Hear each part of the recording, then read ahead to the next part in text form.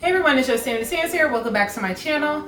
So I know everyone's been waiting on this video. I've been getting a lot of comments, a lot of same old questions that I figured I should just answer in one big video. So this video is actually going to be an update electrolysis video. Yay!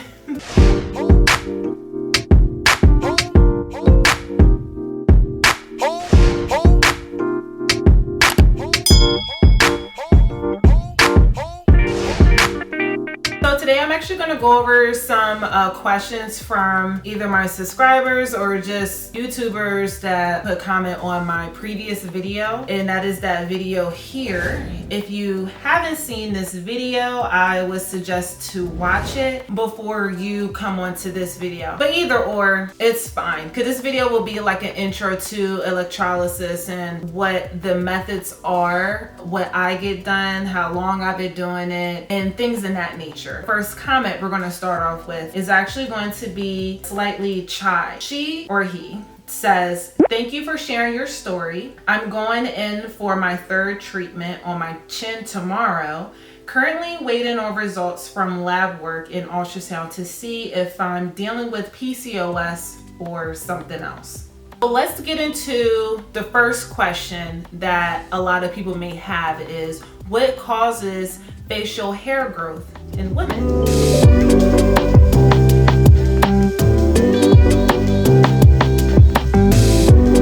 I did some research, and some things that I came across that causes facial hair growth in women. Number one is PCOS. Any hormonal imbalance such as puberty or pregnancy. It could also be genetics. You could also have a high level of male hormones. So those are a few things that can cause facial hair growth in women. I actually have a lot of people that comment on my previous video letting me know that they have PCOS. I've heard of it, but I didn't know exactly what it was. So if you don't know, PCOS stands for polycystic ovary syndrome. And basically what it means is you kind of develop multiple cysts on your ovaries, which causes it to fail in releasing eggs. Some common symptoms include delayed periods, less than 9 periods a year, or just not having any periods at all. Another symptom of PCOS is hyperandrogenism. So that's the high levels of male hormone that you have. If you have that, that also includes acne and hirsutism,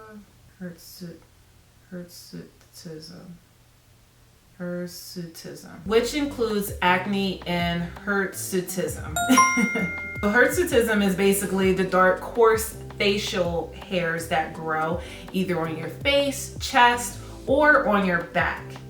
And that's just excess in male hormones. So those are some symptoms of PCOS. Some suggestions to reverse your PCOS, I would say, is to change your diet. Of course, people hear this all the time.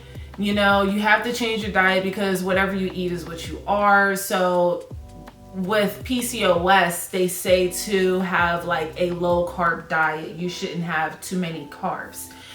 Another thing I would say is to do a cleanse. I recently just did a cleanse, a female cleanse. So if you want to check out that video, I'll put up some clips. If you want to check out that video and see how that cleanse went for me, what to do during that cleanse and what to eat, I would suggest to watch that. That could also help just to clean out your reproductive system and everything. There's also teas for that too. So I will look into some herbal teas to just help with your uterus, ovaries, everything. Last thing I would say is to look into Reiki. I only know Reiki because of my mother. She is a Reiki master. And basically, to simplify it, it's like having a massage, but without the physical touch. Reiki energy healing is a Japanese technique of stress reduction, relaxation, and it also promotes healing. Everything in the universe is energy. Everything. It's all about the energy within that person's body and their hands as they go over each part of your body to release whatever knots or tensions or stress that you may have in your body. That Reiki master would use their hands to hover over you to release anything that you may have built up. I will say that my mom actually had a cyst before, or she was told she had a cyst, and she went and got Reiki done, and she's never been told of having a cyst ever again on any of her ovaries. I'm not saying that that is the way to go. I'm saying to just do your research and maybe consider it. It could help, you never know. Now let's get into the hormonal imbalance that could also cause facial hair growth. I feel that me and my mom may have high levels of androgen, only because we don't, in our family, no one had any PCOS, no one had issues of PCOS, no one in the family had any of these symptoms, especially hair growth. It's only been me and my mother, which I just find to be really, really odd. So when I think about it, I didn't start growing hair on my neck until 8th grade, and it was always like one piece of hair, just one. And then I was thinking that I didn't start my period until 6th grade. So I was like maybe 12 when I started my period, and then I started growing hair on my neck at like 14, almost 15. So, and all I ever really did was just shave. I remember that the hair started getting more and more and more on my neck. And as you can see with these hair bumps that I used to have, I still have marks there.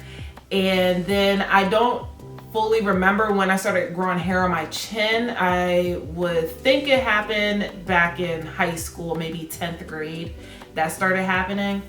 But yeah, it's been pretty horrible. So going back down, talking to my family, realizing that no one had this issue except for me and my mom, and just trying to narrow down when I had my period, going through puberty and stuff, and when I started growing hair.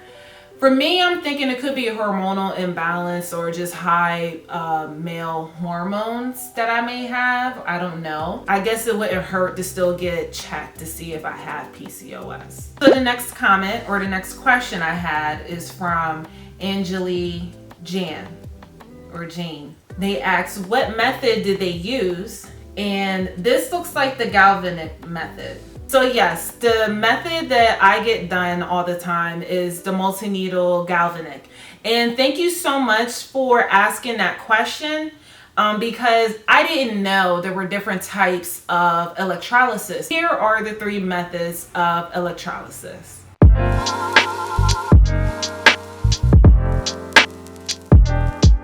Let's start off with the process of electrolysis and how it works. Again, so it works by passing a small amount of energy into each hair follicle using a needle. The needle gets to the base of the hair follicle that produces the hair, which will permanently disable the hair. Starting off with the multi-needle galvanic, from my notes, this method has been used successfully over a century now. For this, a chemical reaction is used to destroy the hair follicle by using direct electrical current. The needle is inserted into the hair follicle, and a small electrical charge is administered.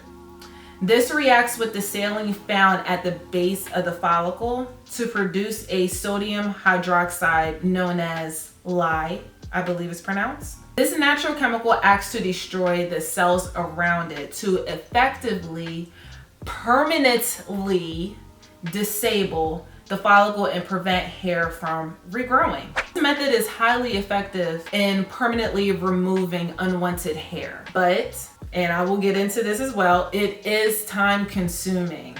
This method is best suited for thick hair, beards, and all types of body hair. The second method is thermolysis. So thermolysis method, which is very similar to the galvanic method, and it's actually a newer method from the galvanic as well.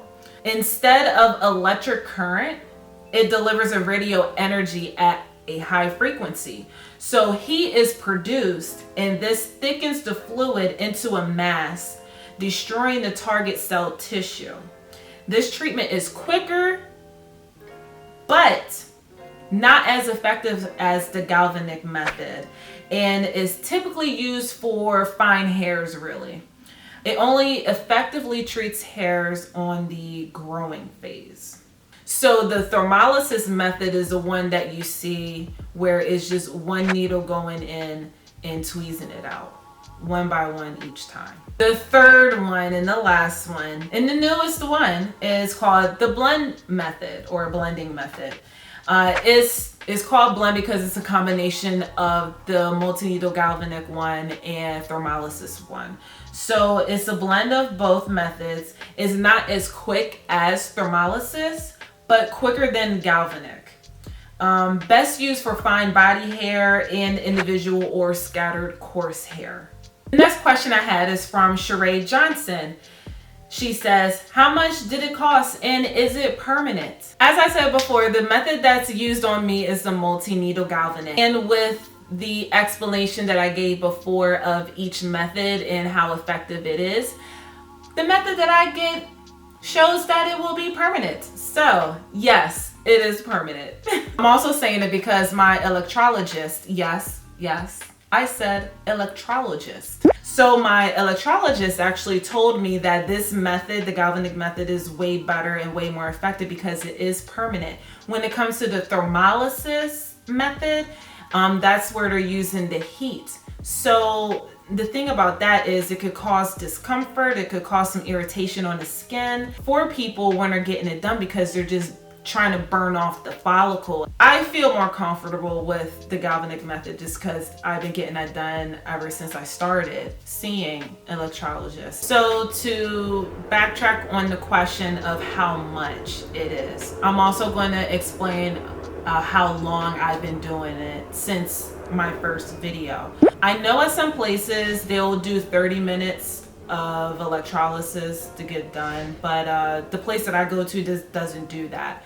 The place I go to is called Picone Beauty and Spa. They have 1 hour sessions for $150 and 2 hours for $200. I've been doing 2 hours for the last month and a half, almost 2 months. Luckily, the owner has some workers that she was training, and she wanted them to have more practice with actual clients, and she asked if I would like for one of them to work on me free of charge. So I am pretty blessed for that. I am really happy that she asked if I wanted to do that. Of course I said yes, but I'm just glad that she wanted to include me on that, and that she also wanted to help me on my hair removal journey. Me going to get the electrolysis done once a week for 2 hours, I really see the improvement. I'm to the point where I don't even have to shave anymore, and I just didn't know that could be possible. It's crazy. It's so crazy when you have something like this for so long, like since you were a teenager, and then you finally go somewhere and then you see the hair not growing back. I am ecstatic. I'm so happy with that. I started seeing the difference on after the fourth week. After the fourth week, because what she did was she targeted all the thick hairs, the thick dark hairs. And when she removed those, it's the thin hairs. And sometimes they can be so thin that you don't even realize that they're there, or it's not as noticeable as it was with the thick hairs. So now that the thick hairs are removed and I've been going, constantly, they're not growing back. Like, I'm just so happy about that. And we're just starting off on my chin. She's doing some in my jaw area, but we're mainly just starting on the chin. And then once that's complete, we'll move over to the neck. Here's another question. No one asks this, but I think it's a great question. And that is electrolysis painful?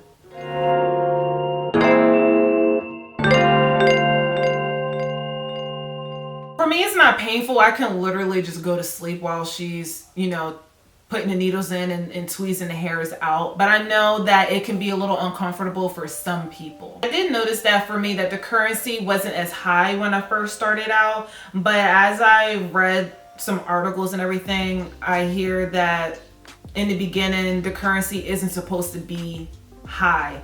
You kind of just, you know, kind of like walking your way into it for a higher currency.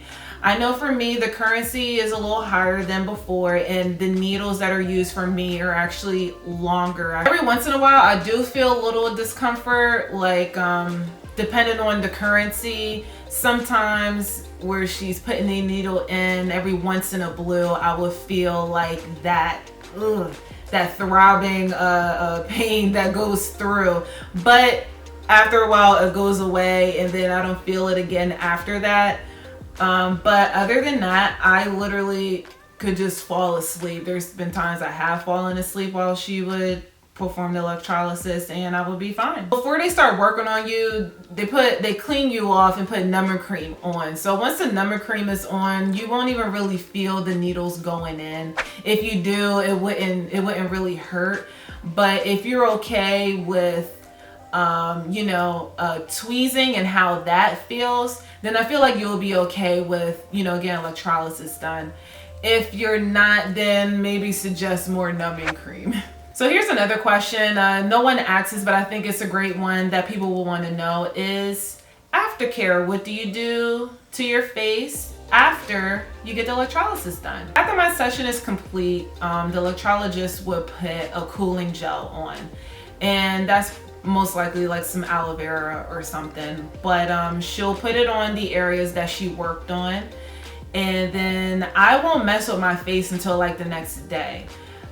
They tell you not to mess with your face or put any warm water on it or anything on the first day, because you don't want to cause any irritation or discomfort with your skin. But I'll wait until the next day. I'll like scrub my face or exfoliate the area, and it's fine. I'll just go about my day. So the next question that I received was from Shaynor Prasad, and they asked, "Hi, I wanted to ask if you get scabbed or scarred after this. Did it cause any hyperpigmentation? I know this is common with colored skin. I normally don't get discoloration or scarring. Scabbing, yes, that does happen every now and then. I don't get scabbing on every single part that she puts the needle in on my face. No, that doesn't happen to me. I get scabbing at certain places like here, here, here. It's not like my whole chin area. The next day, I would notice my chin looks pretty bumpy, like there's bumps all on my chin. But then after that, it goes away, and you can never tell that that even happened. So last question is from Samaya, and she says, "How has it been for you lately? Any updates on feelings? Are you happy you got it?" I'm scheduled for my first electrolysis appointment this week. So to answer that question, it has been going very, very well. I am very happy and very satisfied with my results and what I will see in the future. The owner of the place and my electrologist as well are very, very sweet people. They're so passionate with their jobs, and they want the hair to be going as much as I do. So I'm very blessed that I know these people and that they're helping me with my journey. I'm glad to be working with them, and I'm glad that I'm actually seeing improvement. I am happy. I didn't think that this day would ever come, and it's not all gone, but the majority of it is gone to the point where I don't have to shave. Oh my gosh, I am just blessed that the first 4 weeks it was free of charge, and then now I'm paying, but it's still like I'm not paying the full price. So I'm just really, really happy and glad that there's some changes. With the electrolysis, it is very time consuming. It is. Of course, I want to do 2 hours because at the end I would feel like my chin is bald, and that's what I just want that. I just want it so bad. But for you guys, I would say that's what I would choose, just to get it done a little faster so that you feel like you're not spending too much time on it. And if you're able to do it once a week for 2 hours and pay the price, then by all means do that. But it all depends on what your goals are with removing the hair permanently, but also depends on how fast your electrolysis is too. But an hour is also a great amount of time to hit that target areas that you want to be worked on. So it really, don't just go by what I'm saying and just do 2 hours just because I said it's 2 hours. 2 hours is a lot of money. 2 hours a week is a lot of money. If you're able to do it, cool. If you can't, that's fine too. It really just depends on what you're looking for. If you're having excessive hair growth in certain places, first I would say find out the reason why. What's the cause of this excessive hair growth? And check on your health. Next, find out what your goals are, since now you are aware of the reason of the excessive hair. You want to target a small group of hair on your body, such as your face, chin, or neck. You want to target a large group of hairs on your body, such as your arms, legs, and bikini. Depending on the hair growth, thickness, and the area on your body, you can determine if you want to get electrolysis done or laser hair removal. As I said before, with electrolysis, there's certain methods that are best for thick, coarse hair or fine hair. Laser hair removal, that's best with large groups of hair, like if you want to do your arms, legs, or bikini. But with all that's been said in this video and the information that I gave you, I hope that you can use this and run with it. I hope that you can use this and do further research to see what will be best for you with the type of hair or groups of hair that you want to target and remove. All right, guys, that is the end of this Q&A and electrolysis update. I hope you guys enjoyed it. I hope that I answered most of your guys' questions. If you have any more, please put a comment down below, because it is time for a give and take. Yes, it is. Please put a comment down below. Also, make sure you like and subscribe to this channel. I would do more videos like this if you like. Of course you would like videos like this, because I'm going to keep taking pictures and doing videos of this, because my chin is almost bald like an eagle. Yeah, so thank you so much for tuning on this channel and watching this video. Again, comments down below, like and subscribe, and thanks again. Bye.